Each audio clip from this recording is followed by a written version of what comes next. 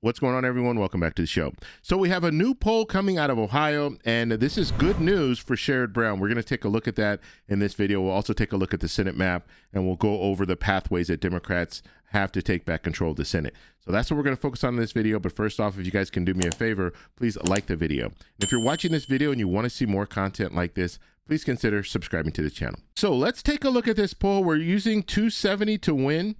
And I want to take a look at this poll, then I want to take a look at some of the other recent polls, just to give you guys an idea of the pattern here. And so this is a Fox News poll, and this was conducted on 6/3. Actually, some of these polls, they were conducted before then, but they just have it when they released it. They released it on 6/3, so that's what we have here. Sample size here, we have 1,015 registered voters, and that's margin of error of plus or minus 3%. Okay, so as we stated, and I like to just go over this because I know not all of you guys watch every video that I post, but we like to see likely voters, registered voters. In this case, it's registered voters. Registered voters are just people who've registered to vote. So they might not even participate. They might not have voted in the last 20 years. We don't know that information. But if it's a likely voter, we know that they voted in recent elections. So that is a better sample size. But in this case, we are looking at registered voters. Plus or minus 3%, I think that's good when it comes to the margin of error. We're looking at Brown at 53%. We're looking at Husted at 45%. And then we're looking at other at 2%. So you see, Sherrod Brown has a lead in this poll. So if we were to look at this poll, is this outside of the margin of error? Yes, it's outside of the margin of error because let's say that Brown is being overrepresented in this poll.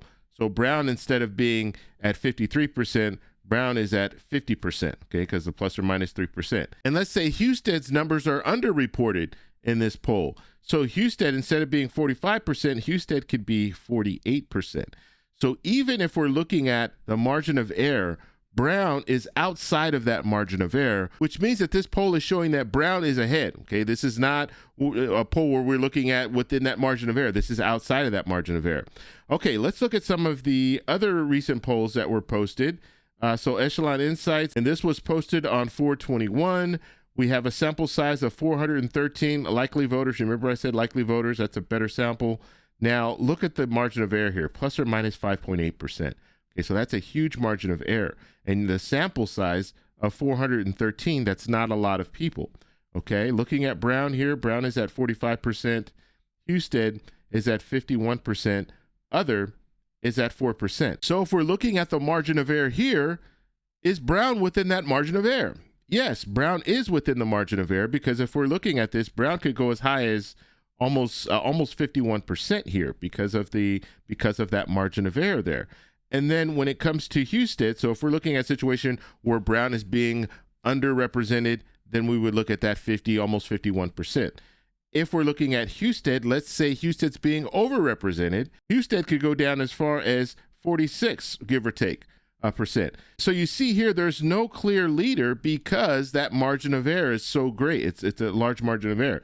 So I just want to, mention that because when we're looking at polling, sometimes when you look at polling, you think, oh, wow, well, it looks like, Brown is winning here and Brown is winning there and Brown is winning there. They all could be within that margin of error, so we don't have a clear leader. But in the polling, if you're just looking at the percentage and you're not taking a look at the margin of error, you're thinking that one candidate has an advantage over the other, and that's not necessarily true. And so if we're looking at the direction here, I would say that Brown has an advantage. And the reason why I'm saying that is because this poll that we just went over, that falls within the margin of error, but the latest poll is outside of the margin of error, which means is we could be looking at a shift. We could be seeing Brown take a lead, and we'll have to see, we have to wait and see more polls come out. But when we see those polls come out, we could see this at at that crossroads where Brown is now starting to move ahead, and he might continue to move ahead. So now let's take a look at the Senate map. I'm going to go over this briefly. You guys know I like to look at the Senate map at the end of these videos just to kind of show you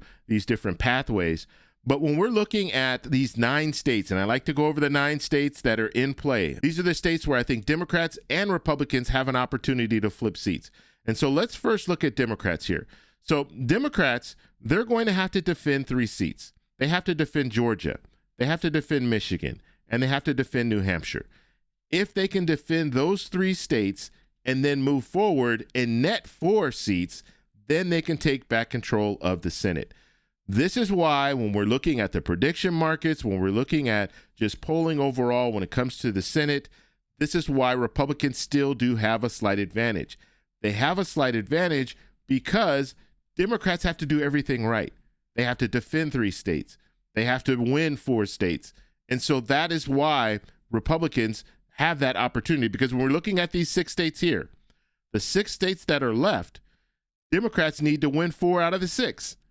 And so Republicans, they only need to win 3 out of the 6 in order to maintain control of the Senate. And let me show you what I'm talking about. If we're looking at Republicans, let's say Republicans are able to pull it out in Texas.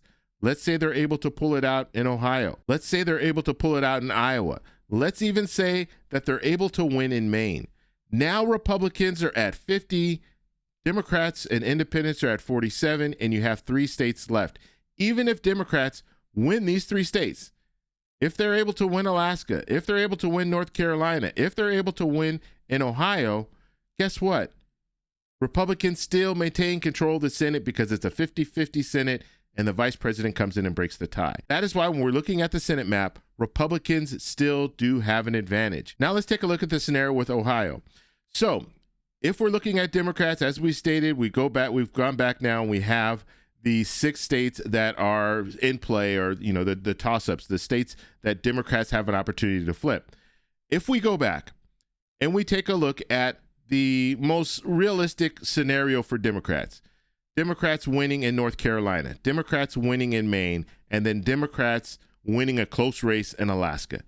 Now we have Democrats and independents at 50 and Republicans at 47. We have 3 more states, and Democrats need to win one of those 3. And so now looking at these last 3 states, Democrats have a good chance of winning in Texas, and they also have a good chance of winning in Ohio. Now, when we're looking at Ohio, just looking at the 2 candidates, you have Sherrod Brown versus Husted. Husted has never won a Senate seat before. He was appointed to the position. Sherrod Brown has won a Senate seat before. He did lose back in 2024, but he's won before, so he knows what it takes to win in Ohio. So if you're comparing Ohio to Texas, Tallarico, fresh face, he's new. He's never won a Senate seat in Texas. Even his opponent, Paxton, has never won a Senate seat in Texas. And then in Iowa, we have an open seat, and we don't know how Tarek is going to do against Henson. So the best possible pickup right now, according to the latest polling, is showing us that Ohio is probably going to be the best pickup. So if Democrats can win Ohio, now we're looking at Democrats and independents at 51. And if Republicans win these last 2 states, if they win in Iowa and they win in Texas, Democrats would still take back control of the Senate. And so that is why Iowa is very crucial. And so when we're looking at the latest polling that's coming out, this is good news for Sherrod Brown. This is good news for Democrats, because if Sherrod Brown can continue to show that he's doing well in the polls, he has a really good shot at winning in Ohio, and Democrats can use that win in Ohio to take back control of the Senate. So now I'm going to hand it off to you. What do you guys think we're going to see in Ohio? Let me know in the comments below. If you like this video, please give me a thumbs up. Please subscribe for more. And remember, stay informed, stay engaged, and I'll talk to you in the next one. Bye. So that's all we have for this video. Make sure if you guys want to send me an email, you can do that, david@thetecshow.com. Like the video, subscribe for more, and check out these videos over here for some more great content. Talk to you later. Bye.